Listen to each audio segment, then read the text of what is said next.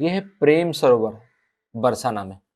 अगर आपको प्रेम सरोवर आना है तो प्रेम सरोवर जो है गाजीपुर गांव के पास ही स्थित है, जो बरसाना बस स्टैंड से केवल 2 किलोमीटर की दूरी में ही है। अगर आप मथुरा से आ रहे हैं तो लगभग 50 किलोमीटर की दूरी पर ही ये प्रेम सरोवर है। और ये रोड से ही बड़ा ही अच्छे से जुड़ा हुआ है, जिससे आप अपने वाहन, कार, बाइक जो भी है यहाँ पर आप पार्किंग भी कर सकते हैं। यहाँ पर देखने लायक जो है 3 जो प्रमुख चीज है वो है प्रेम सरोवर, प्रेम बिहारी मंदिर के दर्शन और राधा गोविंद मंदिर के दर्शन। तो इस सरोवर में अगर स्नान करने से राधा और कृष्ण के युगल प्रेम की प्राप्ति होती है। भाद्र शुक्ल द्वादशी को ही यहाँ बूढ़ी लीला होती है, जिसका उल्लेख मैंने आपको साखरी कोर में किया था। तो प्रेम सरोवर का अर्थ बहुत ही सिंपल है। प्रेम का अर्थ तो आपको पता ही है, प्रेम है।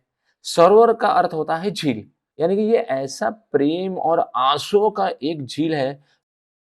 भक्ति रत्नाकर में है, ऐ प्रेम सरोवर देखो श्रीनिवास, तथा प्रेम विरचे भावेर प्रकाश।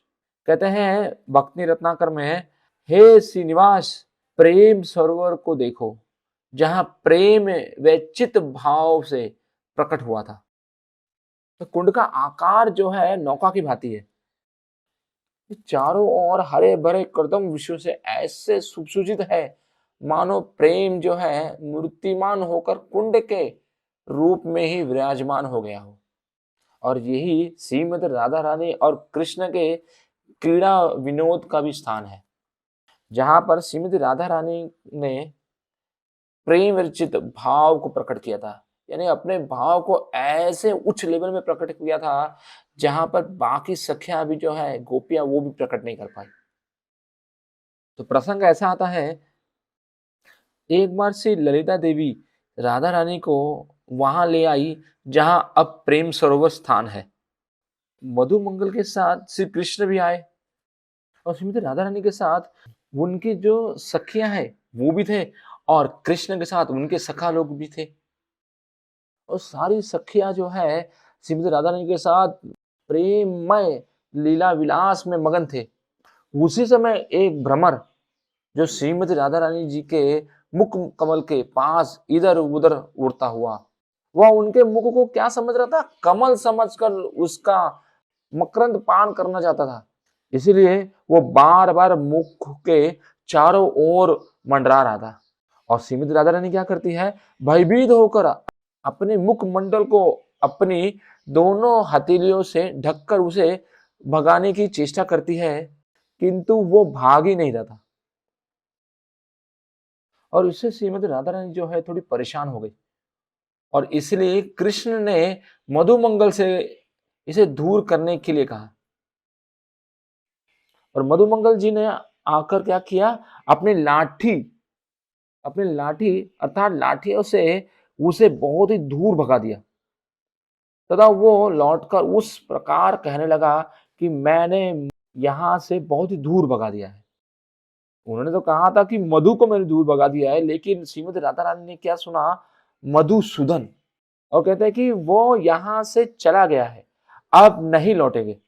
और मधुमंगल की बात सुनकर कृष्ण की गोद में बैठकर श्रीमती राधा रानी जो है ऐसा ये समझी कि मधुसूदन जो कृष्ण है मुझे यहां से छोड़कर चले गए।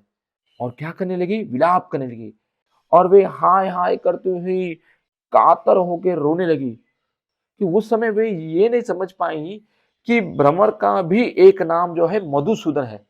वे बारंबार हा प्राणनाथ, हा प्राणनाथ, कहाँ चले गए, हे प्राणनाथ कहाँ चले गए, हे प्राणनाथ कहाँ चले गए, इस प्रकार रोदन करने लगी।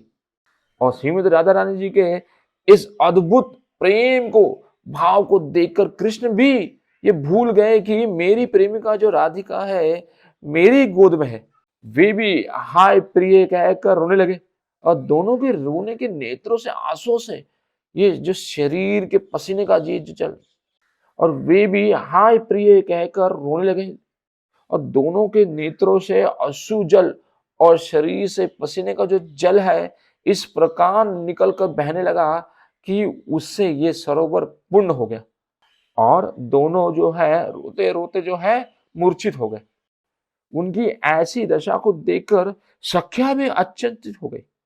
उस समय श्रीमद् राधा रानी की जो सख्या थी, श्री राधे श्री राधे श्री राधे कहते हुए जोर जोर से उच्चारण करने लगी।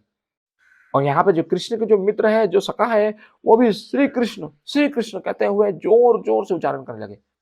इस प्रकार दोनों का नाम एक दूसरे के कानों में प्रवेश किया और जो मधुसूदन है उन्होंने अपनी आंखें खोली और यहाँ पर श्रीमती राधा रानी ने अपने आंखें जो है खोले और कृष्ण की तरफ जो है देखे और कृष्ण जो है श्रीमती राधा रानी को देखते हैं और एक दूसरे ने अपने नैनों से कृष्ण है श्रीमती राधा रानी को देखते हैं और राधा रानी जो है कृष्ण को देखते हैं अपने नैनों से।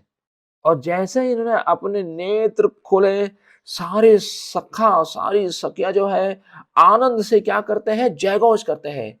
जयघोष करते हुए जोरदार से आनंदमय होके सीमा ही नहीं है सबकी, इतने खुश हो जाते हैं। और फिर तो क्या था, आनंद की सीमा ही नहीं रही। और इसी प्रेम सरोवर के नाम से और ये जो एक छोटी सी झील बन गई, तब से इसे क्या कहते हैं, प्रेम सरोवर के नाम से ही जाना जाता है।